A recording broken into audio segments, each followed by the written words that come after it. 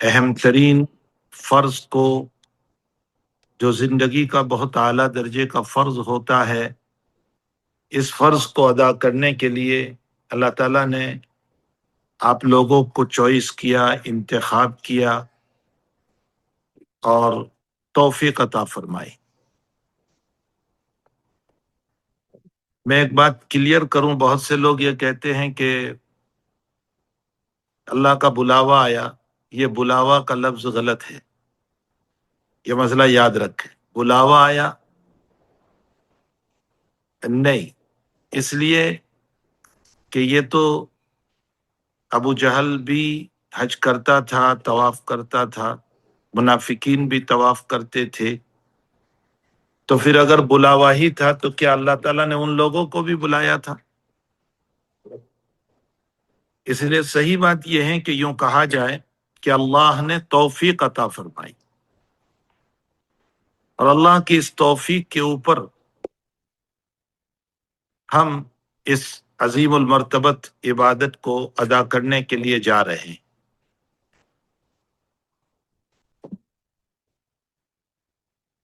وہاں کی حاضری یہ بہت بڑی سعادت ہے، دولت ہے۔ دنیا میں حق تعالیٰ جل شانہ نے سب سے پہلے جو زمین بنائی تھی وہ کعبۃ اللہ کی زمین بنائی تھی، اور اس کے بعد وہیں سے ساری زمین کو پھیلایا گیا۔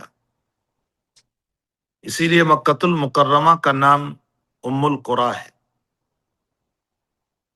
ام القریٰ کا مطلب ہوتا ہے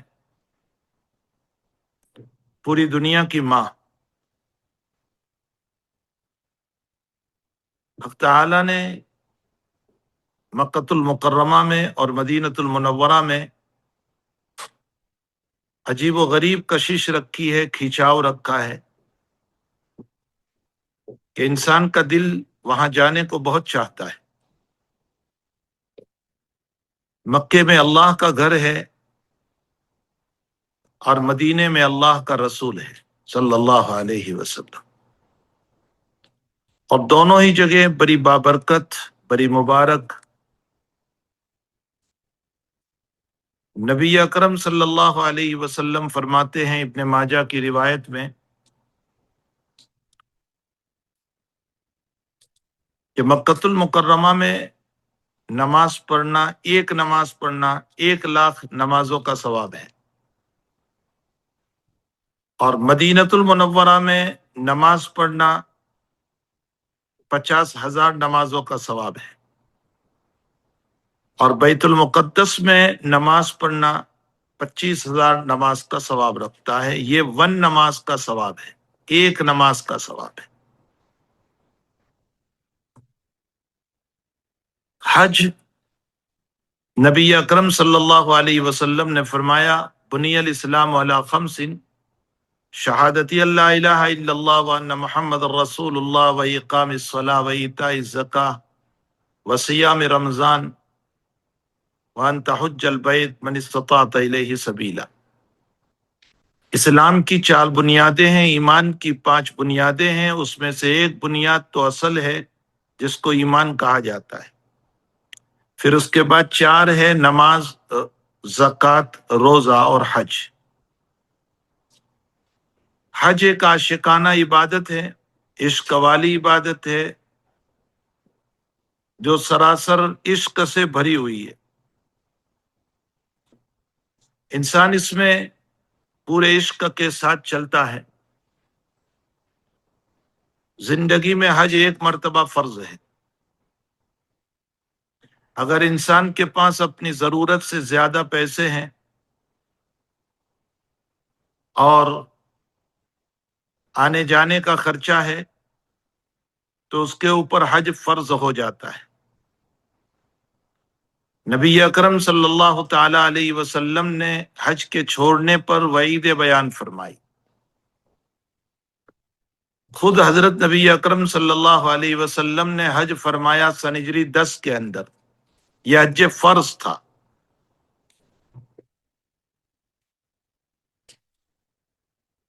اور آپ جب حج کے لیے تشریف لے گئے تو قریباً 1 لاکھ کے قریب آپ کے ساتھ افراد تھے،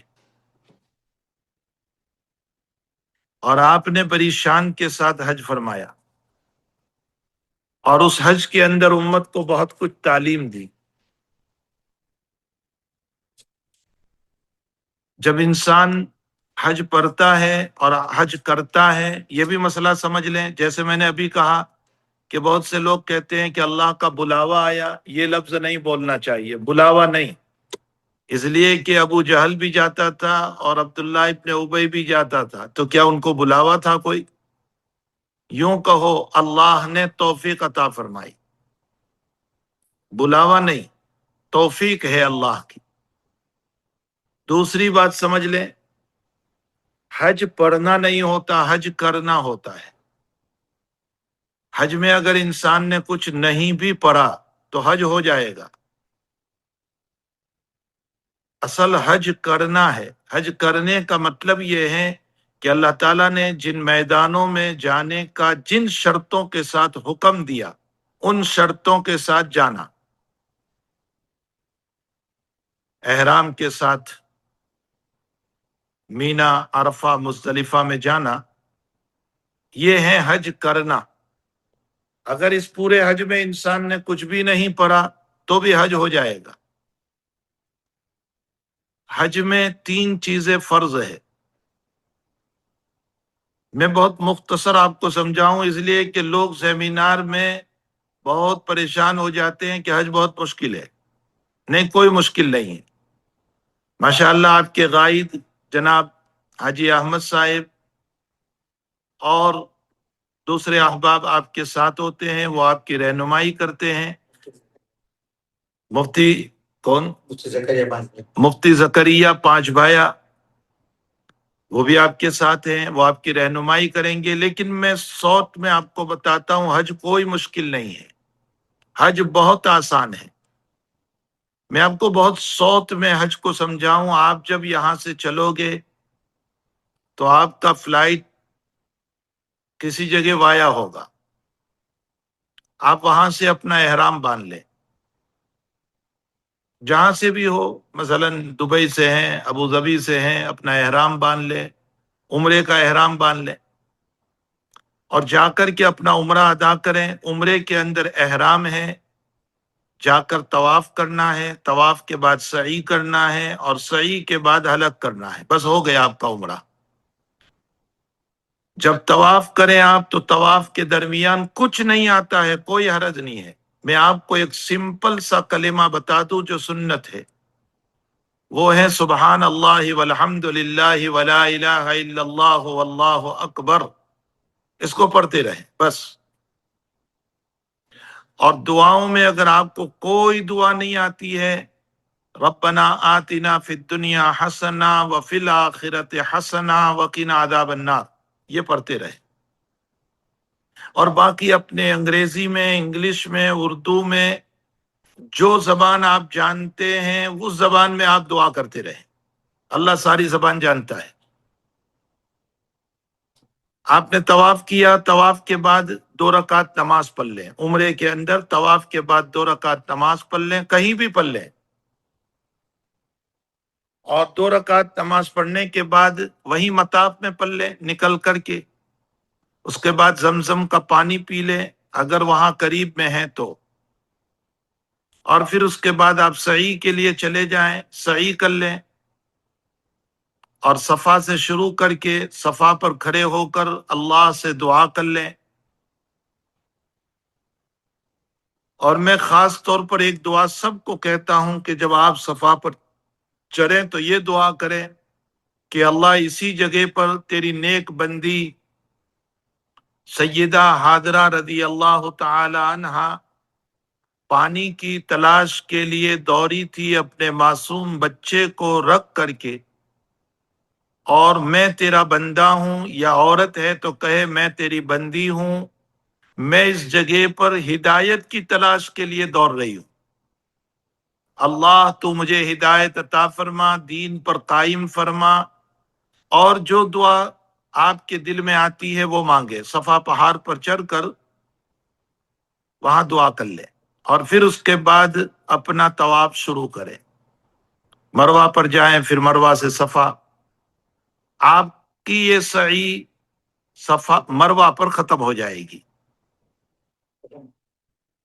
بس مسئلہ ہو گیا، آپ کا عمرہ ہو گیا. ایک سیدھا سا سمپل مسئلہ ہے. راستے سے احرام باندھ لینا، وہاں جا کر تھوڑا سا آرام کر لینا، جلدی نہ کرنا.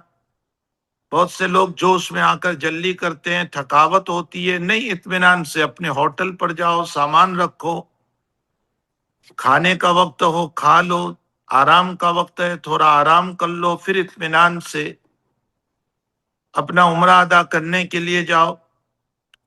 پہلے طواف کرو، طواف کے بعد 2 رکعت واجب ہے، اس میں نیت کریں گے صلاۃ الطواف، طواف کی یہ 2 رکعت. اس کے بعد پانی پی لو، اور پھر پانی پینا سنت ہے، اگر نہیں بھی ملا تو کوئی حرج نہیں. اور پھر وہاں سے سعی کے لیے صفا پر جاؤ، اور وہاں دعا کر کے اپنی سعی کو شروع کرو، اور جو آتا ہے وہ پڑھتے رہو سعی کے درمیان، اور مروہ پر ختم کر دو. یہ ہو گیا آپ کا عمرہ. اس عمرے کے بعد اب بیچ میں آپ کو 2-3 دن، 4 دن، 5 دن ملیں گے. ان دنوں کے اندر آپ جتنا طواف کر سکتے ہیں طواف کریں، جائیں، ہمت ہو عمرہ کریں، جیسے آپ کی مرضی ہے. لیکن اس بات کا خیال رکھیں کہ چونکہ آگے آپ کو حج بھی کرنا ہے. اس کے بعد 8 تاریخ سے آپ کا حج شروع ہوگا. انگریزی تاریخ کے حساب سے جہاں تک مجھے یاد پڑتا ہے 25 تاریخ ہے نا، 25 تاریخ سے حج شروع ہوگا. 25 مئی، 26 نہیں نہیں 20 من کے حساب سے 8ویں تاریخ کب ہوگی؟ ابھی کے حساب سے 5 8ویں 25 میں 25 میں. ہاں 25 ہوئی، میں نے 25 ایک دن آگے 25 میں کو جو بھی ہوگا، مطلب اسلامی تاریخ کے اعتبار سے 8 تاریخ آپ کو شروع کرنا ہے. بس یہ یاد رکھیں. 8 تاریخ کو آپ کو احرام باندھنا ہے. احرام باندھ کر مینا جانا ہے. کنفیوژن بالکل نہ رکھے، یہ مسئلہ ہو تو یہ مسئلہ. مجھے بہت افسوس ہوتا ہے کہ وہ مسائل بھی لوگ بیان کر دیتے ہیں جن مسائل کو بیان کرنے کی کوئی ضرورت نہیں ہے، جس سے کنفیوژن پیدا ہو جاتا ہے. جیسے کوئی صاحب آئے ابھی میرے پاس، انہوں نے کسی سیمینار میں یہاں سن لیا کہ اگر کوئی پہلے بھی صحیح کرنا چاہے تو کر سکتا ہے، اور اس کے لیے کیا. میں نے کہا کہ کیا ضرورت ہے پہلے صحیح کر کے، آپ حج کی صحیح آپ پہلے کر کے کیا کرو گے، جبکہ اس کے لیے بھی احرام باندھنا ہے، پھر اس سے بھی پہلے نفل. تو یہ سب کنفیوژن کے مسائل چھوڑ دو، سیدھی سیدھی بات ایک کر لو. 8 تاریخ کو آپ احرام باندھیں گے، آپ کو مینا لے جایا جائے گا. مینا کا قیام سنت ہے، مینا کا قیام سنت ہے. وہاں آپ کو ظہر، عصر، مغرب، عشاء اور 9ویں تاریخ کی فجر پڑھنا ہے. اچھا، اس میں ہوتا یہ ہے کہ بعض مرتبہ چونکہ وہاں کی حکومت کے تابع ہو کر چلنا پڑتا ہے، یہ مسئلہ ہے. اب وہ لوگ رات سے بس بھیج دیتے ہیں. مثلا جانا تو ہے یوم العرفہ میں 9ویں تاریخ کو ہم کو فجر پڑھ کے مینا سے، لیکن ہوتا یہ ہے کہ اب ازدحام ہے، بھیڑ ہے بہت زیادہ، تو وہ لوگ رات سے بسیں روانہ کر دیتے ہیں.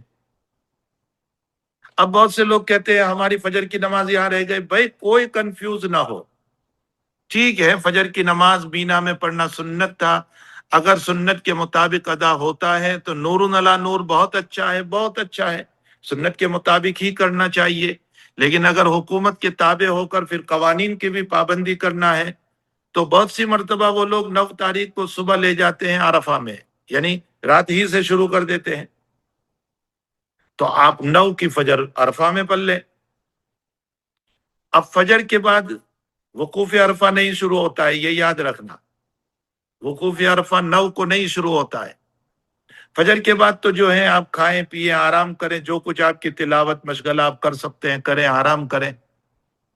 وقوف عرفہ شروع ہوگا زوال سے، 9 تاریخ کو زوال سے شروع ہوگا. آپ ظہر اثر اگر خیمے میں ہیں تو دونوں اپنے اپنے وقت میں پڑھ لیں، بہت سے لوگ ایک بھی پڑھ لیتے ہیں. آپ نے پڑھ لی نماز، اس کے بعد بہت طویل بیانوں کی بھی ضرورت نہیں ہے عرفہ کے دن. یہ بھی ایک شیطانی چرخہ بن جاتا ہے کہ لمبے لمبے بیانات ہوتے ہیں اور ہم اپنی عبادتوں سے محروم ہو جاتے ہیں. وہ تو بیانات وہاں چلتے ہی رہیں گے، کوئی یہاں بیان کر رہا ہے، کوئی وہاں کر رہا ہے، کوئی. ہمیں عبادت کرنا ہے، اس لیے کہ حج کے اندر اصل جو ہیں وہ فرض 2 ہیں، ایک وقوف عرفہ اور ایک طواف زیارت. اس 2 فرض ہے. یہ عرفہ جو ہے بہت اصل ہے، بہت ہی اصل ہے. یہاں آپ جو ہیں خوب دعائیں کریں دل لگا کر. کھڑے ہو کر عبادت کر سکتے ہیں عبادت کریں، بیٹھ کر عبادت کر سکتے ہیں بیٹھ کر کریں، کھڑے ہو کر دعائیں کریں. یہ مسلسل چلے گا غروب آفتاب تک. اور غروب آفتاب تک بس آپ عبادت میں مشغول رہیں، باتوں میں مشغول نہ رہیں، کھانے پینے میں مشغول نہ رہیں، اور خوب ماشاءاللہ اپنی عبادت میں اپنے آپ کو لگائیں، خوب دعائیں کریں. جناب رسول اللہ صلی اللہ علیہ وسلم نے 9 تاریخ یوم العرفہ کو ظہر عصر پڑھنے کے بعد دعا میں مشغول ہوئے، اونٹنی پر بیٹھ کر تو مغرب تک قریباً 5 گھنٹے دعا کرتے رہے. اپنے لیے مانگو، امت کے لیے مانگو، اپنی فیملی کے لیے مانگو، اپنی آل اولاد کے لیے مانگو، اپنی ضرورت کے لیے مانگو، اپنا دین مانگو، اپنی دنیا مانگو، اپنی آخرت مانگو، اپنی قبر کی آسانیاں مانگو، اپنی دنیا کی ضرورتیں مانگو. یہ ساری چیزیں جو ہے اس کے اندر داخل ہے. تو حقیقت یہ ہے کہ یہ دعا کا وقت ہے، اس میں خوب دعاؤں کا اہتمام کریں، خوب دعاؤں کا اہتمام کریں. حدیث شریف میں آتا ہے اللہ سے سچی توبہ بھی کریں، معافی بھی مانگے وہاں جا کر کہ اللہ آئندہ میں اپنی زندگی کو صاف کروں گا، پاک رکھوں گا، صاف رکھوں گی، پاک رکھوں گی، دیندار بن کر کے جا رہی ہوں، یہاں سے اپنے گناہوں کو معاف کروا کر جا رہی ہوں. حدیث شریف میں آتا ہے کہ جب وقوف عرفہ ختم ہوتا ہے تو شام میں شیطان زمین پر لوت پوت ہوتا ہے اور مٹی ڈالتا ہے. اور جب اس کے شاگرد، اس کے اسٹوڈنٹس اس کو پوچھتے ہیں کہ یہ کیوں کر رہا ہے تو وہ کہتا ہے کہ افسوس، میں نے اس بندے کو اور اس بندی کو گمراہ کر کے آج تک کوشش کی تھی کہ میں جہنم میں لے جاؤں، لیکن آج اس نے توبہ کر لی، اللہ نے اس کے سارے گناہوں کو معاف کر دیا. تو اس پر ابلیس اور شیطان روتا ہے. اور حدیث شریف میں ہے کہ کَیَوْمٍ وَلَدَتْهُ أُمُّهُ، عرفہ میں سچے دل سے توبہ کرو گے تو تم ایسے صاف ہو کر کے آؤ گے جیسا کہ تمہاری ماں نے تمہیں آج جنا ہو.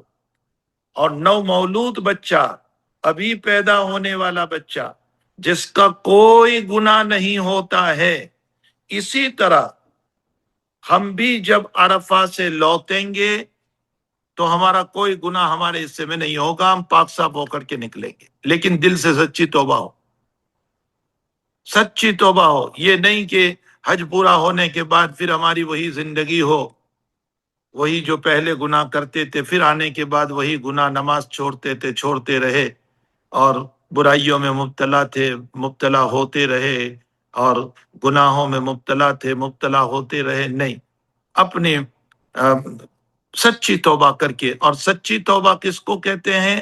سچی توبہ کا مطلب یہ ہے کہ جو گناہ ہو گئے اس پر افسوس اور آئندہ نہ کرنے کا پکا ارادہ، اس کو کہتے ہیں سچی توبہ. پھر اگر کبھی ہو جاتا ہے، انسان ہے، گناہ ہو جاتا ہے، تو کبھی اگر دوبارہ گناہ ہو گیا تو پھر اللہ سے توبہ کر لیں، لیکن عرفہ میں سچے دل سے توبہ کریں. بہرحال وقوف عرفہ غروب آفتاب تک رہے گا. اب مغرب کی نماز عرفہ میں نہیں پڑھنا ہے، وہ یہ لوگ غائب ہیں، وہ آپ کو لے کر چلیں گے، وہ سب آسان ہے، کوئی پریشان ہونے کی ضرورت نہیں، کیسے ہوگا کچھ نہیں، سب آسان ہے۔ ایک بات اور سمجھ لیں، حج مبرور لوگ دعا بھی دیتے ہیں، اللہ آپ کو حج مبرور نصیب فرمائے، حج مقبول نصیب فرمائے، اور ہم خود بھی دعا کرتے ہیں کہ اللہ ہم کو حج مبرور اور حج مقبول نصیب فرمائے۔ لیکن حج مبرور اور مقبول کہتے ہیں کس کو، یہ بھی سمجھ لو۔ حج مبرور مقبول کس کو کہتے ہیں؟ قرآن کریم میں اللہ تعالیٰ نے فرمایا لا رفث ولا فسوق ولا جدال فی الحج۔ رفث، فسوق اور جدال۔ رفث کا معنی ہوتا ہے شہوانی باتیں جو شہوت کو بھڑکاتی ہے، خواہشات کو بھڑکاتی ہے۔ نہ ایسی باتیں کریں، نہ اس نظر سے کسی کو دیکھیں، حتیٰ کہ احرام کی حالت میں اپنی بیوی کے ساتھ بھی شہوانی باتیں نہ کریں، شہوت کی باتیں نہ کریں جب تک احرام ہے آپ کا۔ یہ ہے رفث۔ اور فسوق کا معنی، فسق کا معنی ہوتا ہے بری باتیں، غیبت ہے، برائی ہے، گالی ہے، کسی پر تہمت ہے، الزام ہے، ان میں سے کوئی بات نہ ہو۔ ولا جدال فی الحج، اور جھگڑا بھی نہ ہو۔ بڑا مسئلہ یہ ہے کہ کبھی ہم سونے کی ذرا سی جگہ کے باب میں جھگڑتے ہیں، کبھی ہم بس میں بیٹھنے پر جھگڑتے ہیں، کبھی کسی مسئلے پر، کبھی کسی مسئلے پر۔ جیسے جمعہ کی نماز کے باب میں یہ آیا کہ جب خطبہ چل رہا ہو اور کوئی باتیں کر رہا ہے تو تم اس کو یہ بھی نہ کہو کہ چپ ہو جا، تم نہ کہو اس کو، تم اپنا خطبہ سنتے رہو۔ اگر تم نے اس کو کہا کہ چپ ہو جا تو تمہارا جمعہ کا ثواب چلا گیا۔ اسی طرح حج کے اندر بھی ہے کہ ایک ذرا سی جگہ کے لیے لڑ کر کے اپنے حج مبرور کو بیکار نہ کر دو، اپنے حج کو ضائع نہ کر دو۔ ذرا سی تکلیف ہے، برداشت کر لو، بھائی بس میں بیٹھنے میں تھوڑی سی تکلیف ہو گئی، محبت پیار سے کسی کو کہہ سکتے ہیں، محبت پیار سے کہہ کر کے تھوڑا سا مسئلہ حل کر لیں، لیکن جھگڑا تک نہ پہنچو۔ اگر یہ تین کام کیے، لا رفث ولا فسوق، دیکھو اللہ کے نبی نے اور قرآن نے یہ نہیں کہا ہے بہت قرآن پڑھنا تو حج مبرور بنے گا، بہت دعائیں پڑھتے رہنا تو حج مبرور بنے گا، اس میں سے کوئی بھی نہیں کہا ہے۔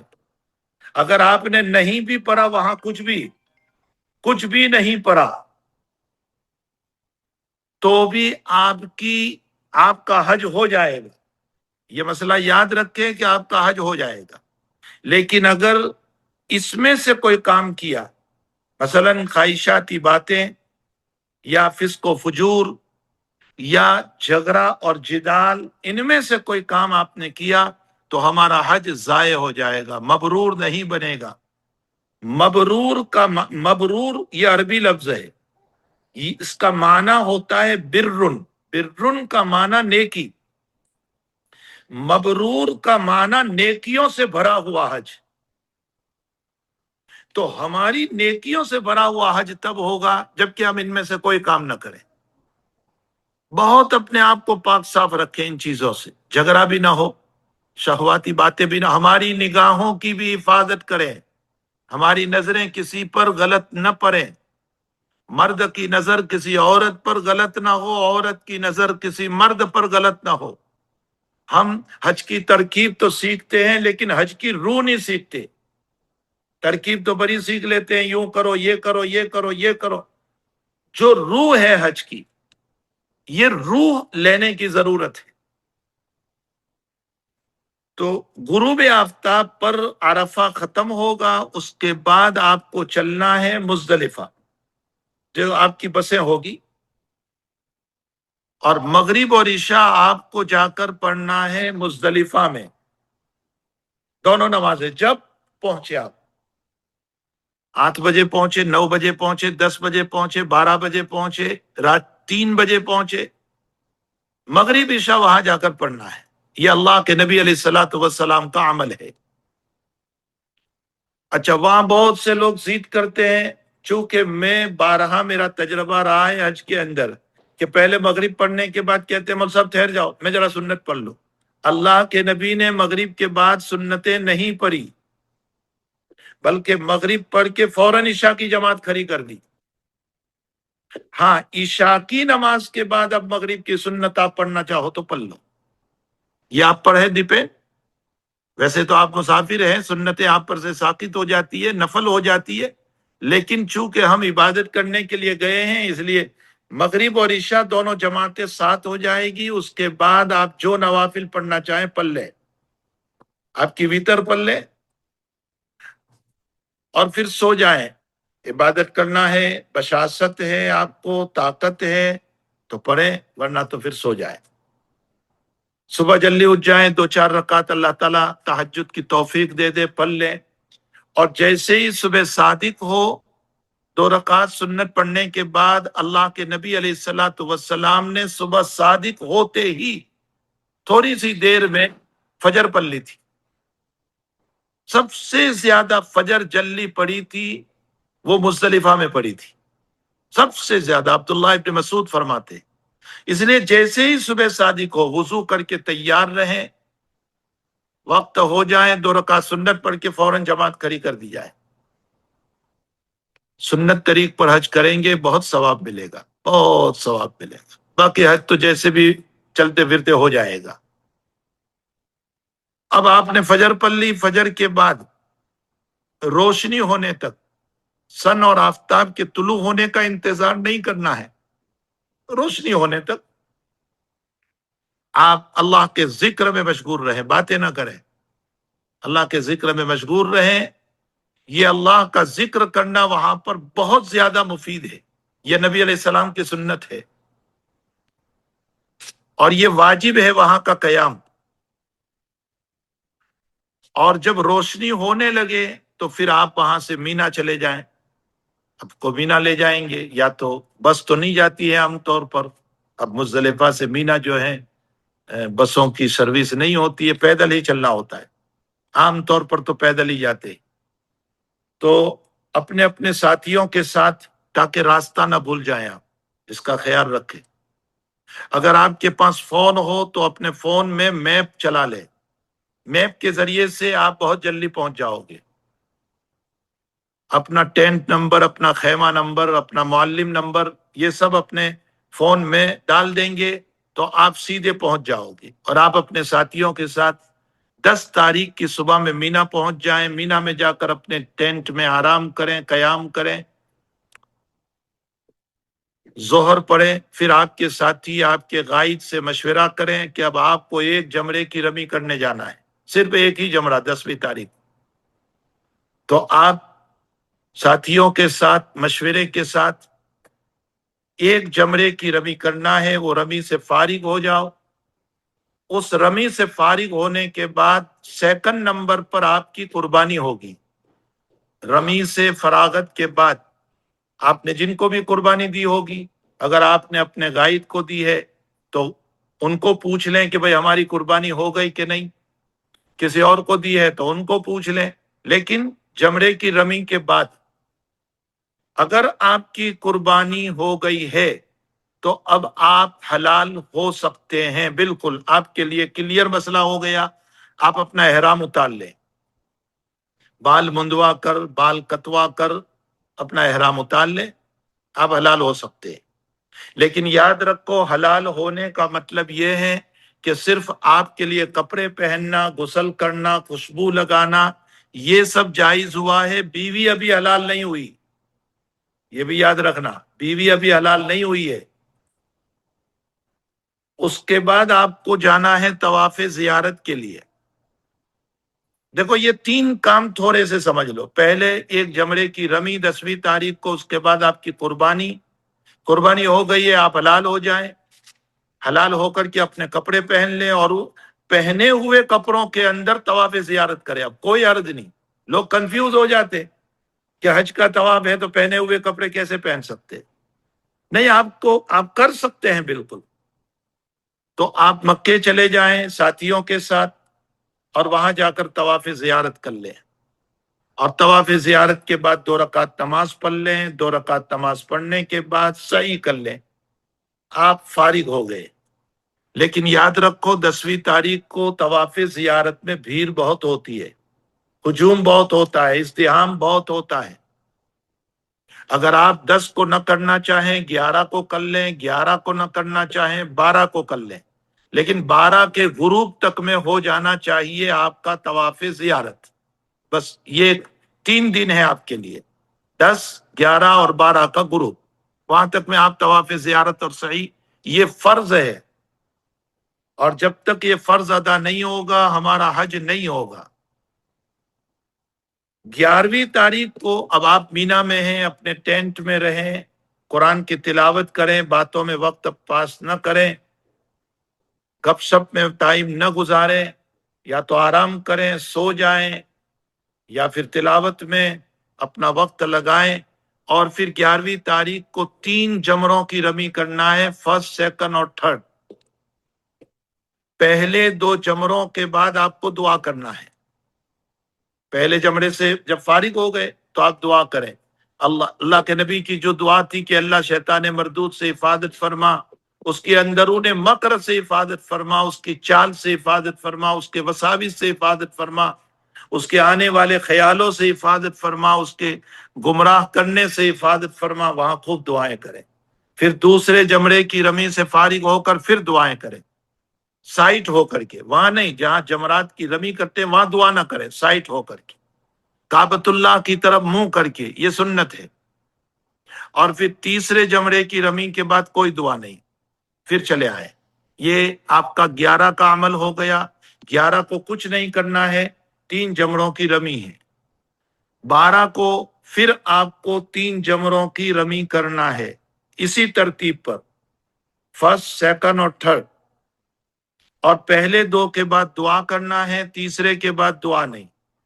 اس کے بعد اب 12 کو آپ کے لیے 2 چوائس ہے، 2 راستے ہیں۔ آپ مکے اپنے ہوٹل پر جانا چاہیں تو بھی جا سکتے ہیں، اور اگر واپس اپنے خیمے میں آنا چاہیں تو بھی آ سکتے ہیں۔ اگر واپس خیمے پر آنا چاہیں تو آ جائیں، اور 13 کی رمی کر کے جائیں۔ عام طور پر 13 کی رمی سے بھی لوگ فارغ ہو کر جاتے، تو 13 کو اگر رک گئے ہیں تو ظہر کے بعد پھر رمی کر لیں 13 کو۔ اللہ تعالیٰ قرآن میں فرماتے ہیں فَمَن تَعَجَّلَ فِي يَوْمَيْنِ فَلَا إِثْمَ عَلَيْهِ وَمَن تَأَخَّرَ فَلَا إِثْمَ عَلَيْهِ۔ جو جلدی چلا گیا 12 کو فارغ ہو کر اس پر بھی کوئی گناہ نہیں، اور جو 13 کو رک گیا اس پر بھی کوئی گناہ نہیں، لیکن اتنا ہے کہ 13 کو ادا کریں گے تو سنت کا اور زیادہ ثواب ملے گا۔ یہ آپ کا حج مکمل ہو گیا، ایک سیدھا سیدھا سوت میں ہے، کوئی ایج پیج کی ضرورت نہیں ہے۔ بہت سے لوگ کہتے ہیں کہ ایام ہوتے ہیں، احرام باندھ لو، ایام میں چلتے رہو، اس لیے کہ عرفہ، مینا، مزدلفہ میں جانا ہوتا ہے۔ ظاہر سی بات ہے کہ عورت اسی حال میں ہوتی ہے تو میدان میں جانے میں کوئی حرج نہیں ہے، قرآن نہ پڑھیں، تسبیحات پڑھتے رہیں، درود شریف پڑھتے رہیں، صرف طواف زیارت آپ نہیں کر سکو گی، وہ طواف زیارت پاک ہونے کے بعد آپ کو کرنا ہے، باقی سارے حج کو آپ کرتی رہو گی۔ سیدہ ام المؤمنین ہماری امی حضرت عائشہ رضی اللہ تعالی عنہ جب حجۃ الوداع کے موقع پر نبی اکرم صلی اللہ علیہ وسلم کے ساتھ حج میں چلے تھے، راستے میں حیض آ گیا، ان کو ایام آ گئے، احرام عمرے کا باندھا تھا، 8 تاریخ آ گئی، حج کے دن شروع ہو گئے، ابھی پاک نہیں ہوئی، رونے لگے۔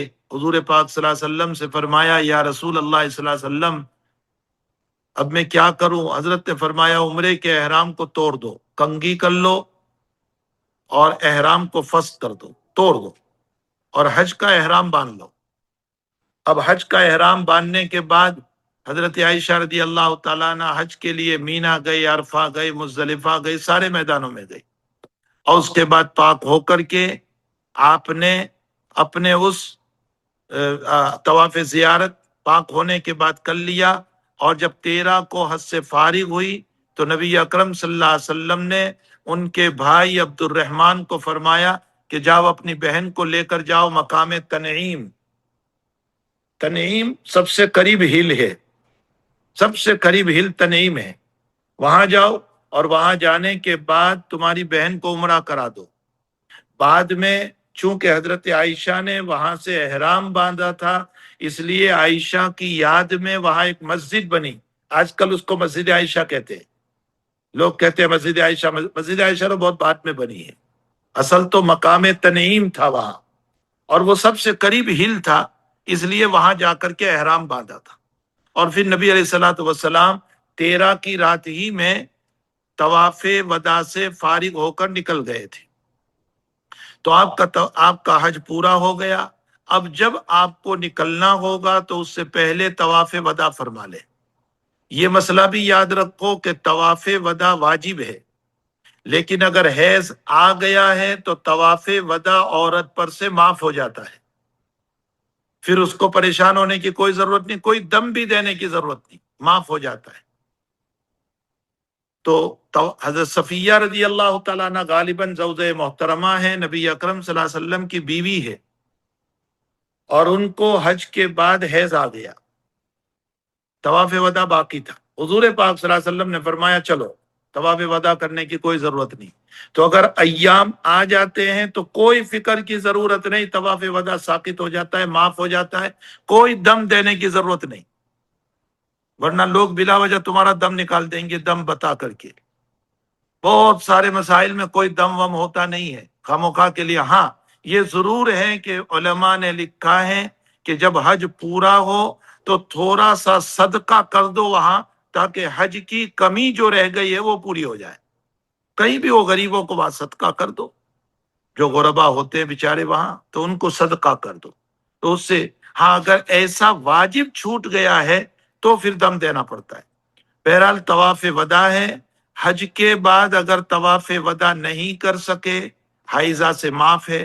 اور اگر حج کے بعد آپ نے کوئی نفل طواف کر لیا ہے اور طواف وداع نہیں کر سکے تو حج کے بعد کا نفلی طواف آپ کا طواف وداع بن جائے گا. یہ نفلی طواف جو آپ نے کیا ہوگا وہ طواف وداع ہو گیا. پریشان ہونے کی کوئی ضرورت نہیں، شریعت کے سارے مسائل آسان ہیں. الدین یسر، دین آسان ہے، دین سخت نہیں ہے. حج بہت آسان ہے. بلا وجہ کے پوچھ پوچھ کر کے حج کو مشکل نہ بناؤ. جیسے بنی اسرائیل نے، اللہ تعالیٰ نے حکم دے دیا تھا کہ ایک بچڑا ذبح کرو، وہ کوئی بھی بچڑا ذبح کر دیتے، ان کا کام ہو جاتا. انہوں نے پوچھ پوچھ کر مسئلہ مشکل کر دیا. اس لیے حج ایک آسان ہے. ہاں ضرورت کے مسائل پوچھ لو، لیکن بلا وجہ کے پریشان ہونے کی ضرورت نہیں ہے. حق تعالیٰ جل شانہ و من والہ آپ کے اس سفر حج کو بہت قبول فرمائے. اللہ تعالیٰ آپ کے حج کو حج مبرور بنائے، حج مقبول بنائے. حق تعالیٰ جل شانہ و من والہ قدم قدم پر آپ کی نصرت، آپ کی مدد فرمائے، اور اللہ تعالیٰ آپ کو صحیح سلامت لے جائیں، صحیح سلامت لے آئیں، اور راستے کی تکلیفوں کو اللہ آسان فرمائے. گھر سے دعا کر کے چلیں، 2 رکعت صلاۃ الحاجت پڑھ کے چلیں. یہ بھی خیال رکھیں، 2 رکعت صلاۃ الحاجت پڑھ کے چلیں.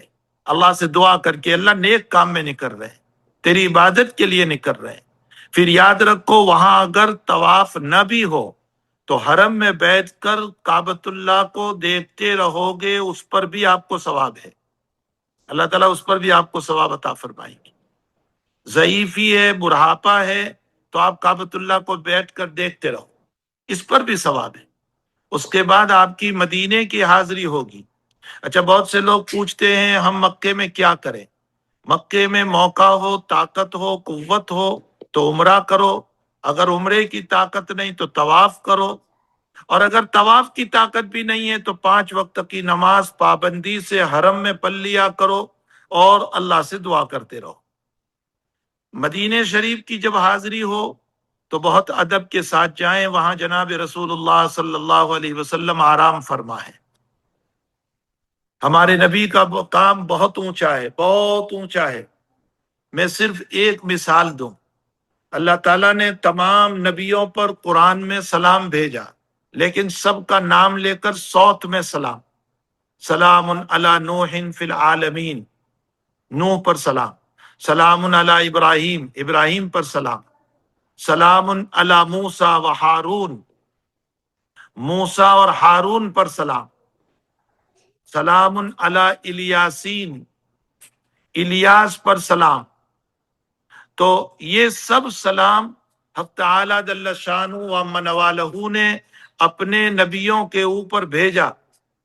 سلام علی نوح فی العالمین، سلام علی الیاسین، سلام علی موسیٰ و ہارون، سلام علی ابراہیم، سلام قولا من رب الرحیم. یہ سب سلام ہیں. لیکن جب ہمارے آقا محمد الرسول اللہ صلی اللہ علیہ وسلم پر سلام بھیجنے کا وقت آیا تو اللہ کے نبی نے یہ نہیں فرمایا، اللہ نے یہ نہیں فرمایا کہ سلام علی محمد، محمد پر سلام، بلکہ آپ نے فرمایا ان اللہ و ملائکتہ یصلون علی النبی، بے شک اللہ اور ملائکہ اپنے رسول پر رحمت اور درود بھیجتے ہیں. یا ایھا الذین آمنوا صلوا علیہ وسلموا تسلیما، ایمان والو تم بھی بھیجو. تو وہاں جا کر بہت ادب سے پیش آنا ہے، مسجد نبوی میں نمازیں پڑھنا ہے، کثرت سے درود پڑھنا ہے نبی علیہ السلام پر، قرآن کریم کی تلاوت کرنا ہے. اور پہلی مرتبہ جب سلام پڑھنے کے لیے جاؤ باب السلام سے تو کچھ صدقہ کر کے جاؤ، تھوڑا سا صدقہ کر کے جاؤ. اس سے نبی علیہ الصلوۃ والسلام کی قربت آپ کو نصیب ہوگی. اور پھر جب حضرت کے دربار میں سلام کرنے کے لیے پہنچو تو بہت ادب سے پیش آؤ. ویڈیو نہ بناؤ، وہاں پر آپ ویڈیو نہ بناؤ، اللہ کے نبی علیہ السلام ناراض ہوتے ہیں. اس طرح کے ویڈیو نہ بناؤ.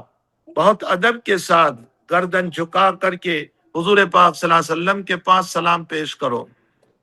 السلام علیک یا رسول اللہ، السلام علیک یا نبی اللہ، السلام علیک یا خیر البریہ، السلام علیک یا امام الاولین، السلام علیک یا امام الآخرین، السلام علیک یا امام الانبیاء. اور پھر ساتھ ہی میں سیدنا صدیق اکبر رضی اللہ تعالیٰ عنہ بھی آرام فرمائے اور حضرت عمر بھی ہے، تو پھر ان کو بھی سلام پیش کریں کہ السلام علیکم یا ابا بکر صدیق یا خلیفۃ المسلمین. اس طرح پر سلام پیش کریں.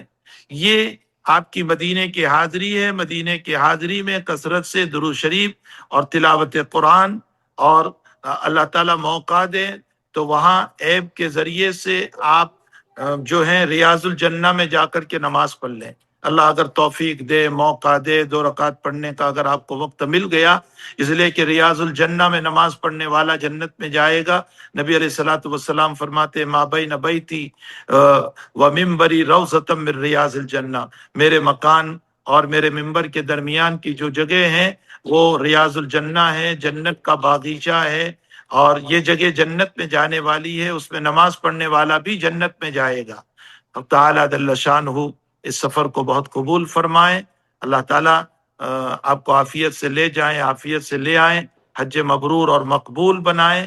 ماشاءاللہ مجھے بڑی خوشی ہوئی اور میں شکر ادا کرتا ہوں جناب ہادی احمد صاحب کا کہ آپ نے مجھے یہ موقع دیا کہ میں آپ سے کچھ باتیں اردو کے اندر مختصر طریق پر حج کی پیش کروں.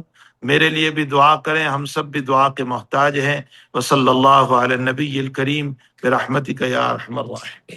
ایسے ہی مزید ویڈیو دیکھنے کے لیے آپ ہمارے چینل نورانی باتیں کو لائک کریں، سبسکرائب کریں تاکہ ویڈیو اپلوڈ ہوتے ہی سب سے پہلے نوٹیفیکیشن آپ کو مل جاوے، اور اس ویڈیو کو شیئر کرنا بالکل نہ بھولیں.